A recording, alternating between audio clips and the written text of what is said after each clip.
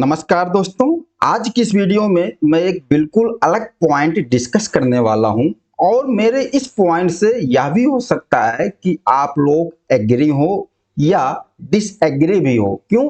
क्योंकि आप लोग यह सोच सकते हैं कि इस तरीके से कौन करेगा, ऐसा तो कोई नहीं कर सकता। लेकिन दोस्तों, जब हम प्रैक्टिकल वे में काम करते हैं और कई तरह के केस हमारे सामने आते हैं, कई तरीके से क्लाइंट आते हैं, तो हमें बहुत कुछ समझ में आता है जो कि हम किसी किताब को पढ़कर नहीं समझ पाते। और इसी तरीके से जो चीज मैंने नोटिस किया है वो चीजें आप लोगों के साथ में डिस्कस करने वाला हूं। दोस्तों, पॉइंट क्या है कि आप जानते हैं कि कुछ सप्लायर्स अपना जीएसटी R1 जानबूझकर लेट क्यों फाइल करते हैं। इस चीज को मैं बताने वाला हूं, इसका रीजन क्या है। और इस वजह से जब सप्लायर ने जीएसटी R1 लेट फाइल किया किसी भी मंथ का, तो उस मंथ में रिसिपिएंट आईटीसी भी नहीं ले सकता। क्यों? उसके जीएसटी R2B में शो ही नहीं होगा। तो इसके पीछे का, लेकिन मैं यहां बात कर रहा हूं सभी सप्लायर ऐसा नहीं करते। मैं कुछ सप्लायर्स की बात कर रहा हूं जो थोड़ा सा होशियारी दिखाते हैं। इसका रीजन क्या है लेट फाइल करने का? सबसे पहला रीजन, सप्लायर वह जो जीएसटी पेमेंट की लायबिलिटी है उस लायबिलिटी को कैश से पेमेंट नहीं करना चाहते। वो चाहते हैं कि जो भी हमारी लायबिलिटी बने, जो भी आउटवर्ड सप्लाई हो, उसका पेमेंट हम इनपुट से ही करें। ऐसा नहीं कि हमने आउटपुट लायबिलिटी ज्यादा दिखा दिया और उस मंथ हमारे पास इनपुट ही कम आया, फिर तो कैश से पेमेंट करना पड़ेगा। उस कैश के पेमेंट से बचने के लिए क्या करते हैं, वो जीएसटी R1 लेट फाइल करते हैं। लेट फाइल करने का मतलब कि वो पहले अपना जीएसटी R2B का इंतजार करते हैं। अब हमारे जीएसटी R2B तो 14 तारीख को जनरेट हो जाता है, तो 2B को चेक करेंगे। जब 2B को चेक करेंगे तो यह पता चलेगा कि इस मंथ टोटल आईटीसी कितनी मिल रही है। हमने देख लिया कि हमारे पास इस मंथ 2B में हमारा इतना आईटीसी आ गया।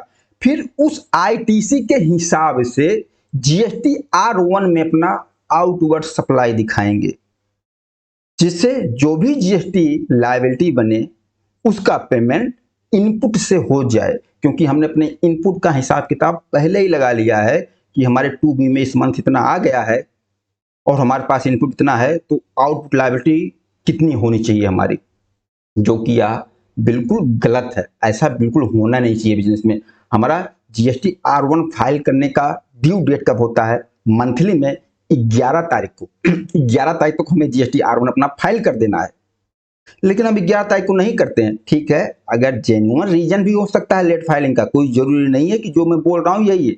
जेन्युइन रीजन हो सकता है, तो 11 तारीख को नहीं फाइल हो पाया, ठीक है, 12 को फाइल कर देते हैं, 13 को फाइल कर देते हैं। लेकिन यहां पर इस पॉइंट को मैं नोटिस क्यों किया और इसका मैं प्रूफ क्यों निकाल पाया?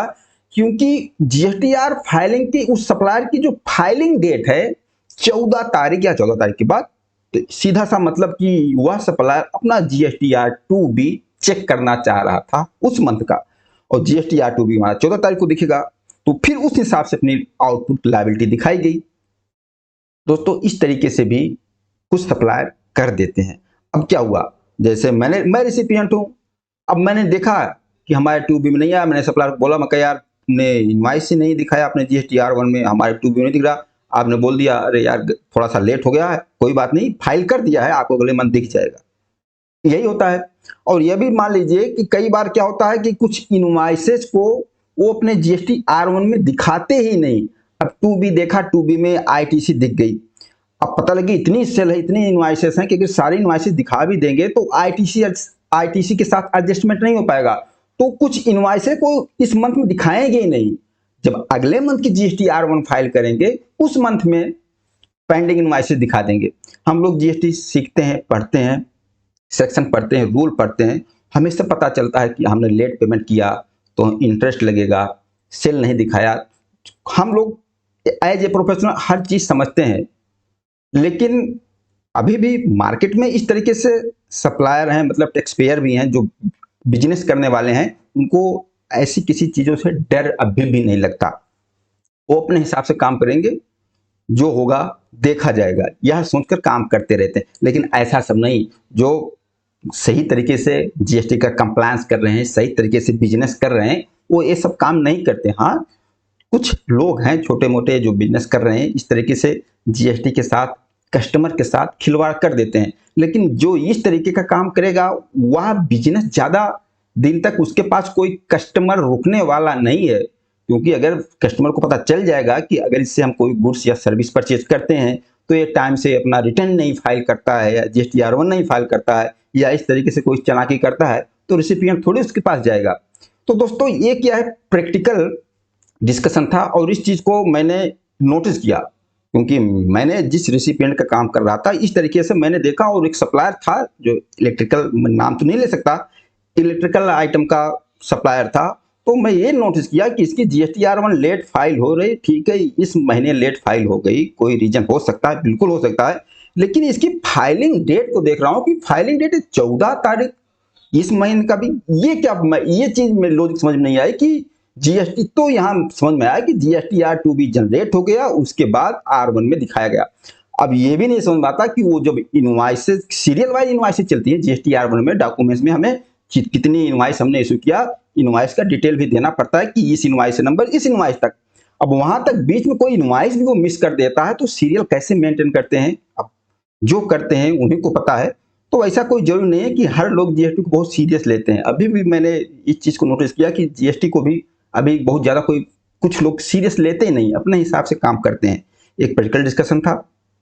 अब जो लोग या करते होंगे, अगर वो देख रहे होंगे तो उनको समझ में आ जाएगा, या मेरी तरह किसी ने इस चीज को नोटिस किया होगा तो वो भी समझ में जाएगा कि मैं बिल्कुल सही बात कर रहा हूँ। हाँ, जिन्होंने ये चीज फेस नहीं किया होगा, जिसको इस तरीका का एक्सपीरियंस नहीं हुआ होगा, उनके लिए लगेगा नहीं यार, ऐसा तो कोई कर ही नहीं सकता। बाकी आप लोग बताना यह वीडियो आप लोगों को कैसा लगा। नमस्कार, धन्यवाद।